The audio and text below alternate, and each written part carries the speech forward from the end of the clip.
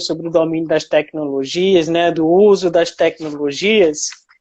Me diz aí como você avalia a aptidão natural dos estudantes com o uso das tecnologias.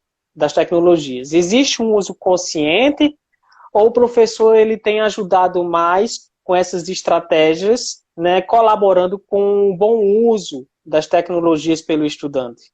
Porque é necessário que o estudante tenha consciência do bom uso dessas tecnologias. Eles já chegaram, né, no meio digital. O professor não, o professor, né, que já viveu uma outra geração, ele está se adaptando a esse momento.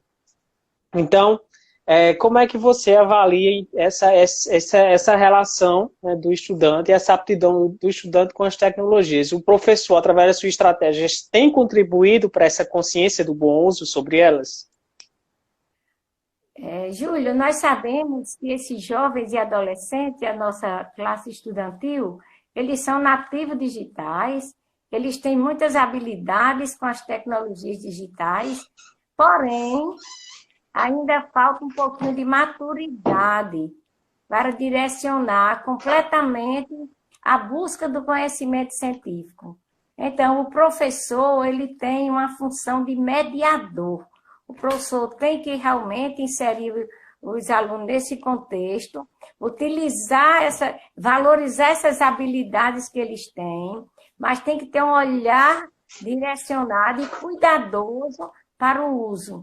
O professor tem que ter esse cuidado e o zelo e orientá-los para a busca dos conhecimentos científicos que os farão crescer e desenvolver.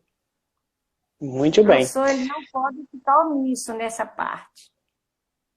Na sua opinião, o uso da plataforma Google Classroom, ela vai ser algo rápido, vai ser uma realidade passageira, assim como essa pandemia, ou a tecnologia do Google Classroom e outras que estão por vir vão permanecer aí por muito tempo? Eu torço que permaneça, viu, Júlio? Acho necessário que a plataforma Google continue como ensino híbrido. Quando passar esse isolamento